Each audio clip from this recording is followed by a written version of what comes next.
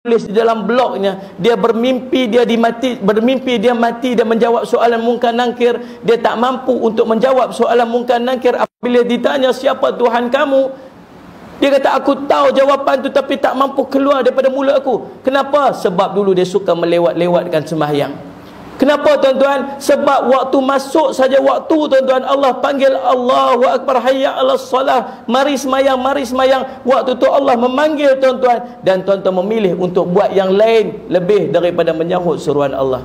Tuan-tuan ada option. Tuan-tuan sedang melihat TV, sedang menonton TV, subhanallah, tiba-tiba Allah panggil, mai semayang saat, mai semayang saat, mai bertemu aku saat. Kamu memilih membesarkan TV lebih daripada kamu besarkan Allah. Kamu besarkan kerja kamu lebih daripada besarkan Allah. Kamu besarkan rumah tangga kamu lebih daripada kamu besarkan Allah. Kamu besarkan dunia kamu lebih daripada kamu besarkan Allah. Bagaimana kamu nak menjawab yang Allah itu Tuhanku dalam kubur bila ditanya oleh para malaikat? Tuan-tuan, masalli ala sayyidina Muhammad. Yang kedua tuan-tuan, cara untuk kita mengelak daripada fitnah kubur ataupun azab kubur diajar kepada oleh kita, diajarkan oleh Nabi SAW kepada kita, ialah dengan beramal dengan surah Al-Mulk. Beramal dengan surah Al-Mulk. Mula malam ni saya minta tuan-tuan seluruhnya yang hadir pada hari ini, kalau tuan-tuan yakin yang tuan-tuan nak mati, kalau tuan-tuan beriman dengan alam barzakh, kalau tuan-tuan beriman dengan alam kubur yang kita tahu bahawa amal kita sedikit, yang kita tahu bahawa kita dosa banyak, tuan-tuan paksalah diri tuan-tuan, usahalah untuk membaca surah Al-Mulk pada malam hari sebelum daripada kita tidur. Tuan-tuan tak hafaz, tuan-tuan bacalah tuan-tuan sekalian. Jangan biar satu hari pun kita takut kita mati dalam keadaan tuan-tuan kita tak pernah bersedia.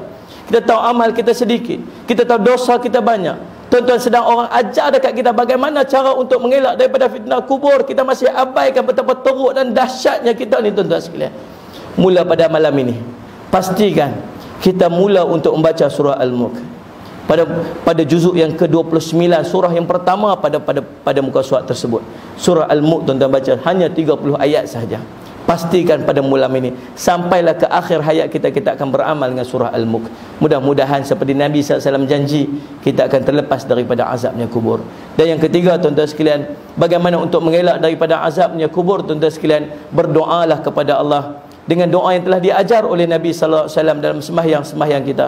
Allahumma inni a'udzubika min azabi jahannam wa min azabil qabr wa min fitnatil mahya wal mamat wa min fitnatil masiihid dajjal. Doa yang kita baca kata ulama pada setiap kali lepas daripada kita tasyahud akhir sebelum kita beri salam, innaka hamidun majid. Kemudian sambung dengan doa tersebut, kemudian barulah memberi salam. Mudah-mudahan dengan berkat doa tersebut Allah hindarkan kita daripada azab kubur. Dan yang keempat tuan-tuan, untuk pastikan kubur kita cerah di sisi Allah Subhanahu wa taala, tuan-tuan, tolonglah untuk kita bangun bertahajud.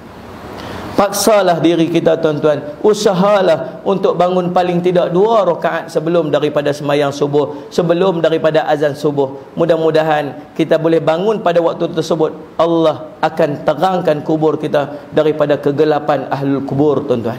Mudah-mudahan sedikit daripada tazkirah peringatan di khutbah kita pada hari ini menjadi manfaat kepada kita tuan-tuan. Ambillah pengajaran, berusahalah dan berubahlah tuan-tuan, supaya kita menjadi orang yang selamat nanti kita berada di alam barzah. A'udzubillahi minasyaitonir rajim. Bismillahirrahmanirrahim. Wal 'asr innal insana lafi khusr illa alladhina amanu wa 'amilus solihat wa tawassaw bil haqq wa tawassaw bis sabr. Barakallahu li wa lakum bil Qur'anil azim wa nafa'ani wa iyyakum bima fihi minal ayati wadh-dhikril hakim wa taqabbala minni wa minkum tilawatah innahu was samiul alim. Aqulu qawli hadha astaghfirullah li wa lakum wa lisa'iril muslimin fastaghfiruh fa ya fawzal mustaghfirin wa ya najatat taibin.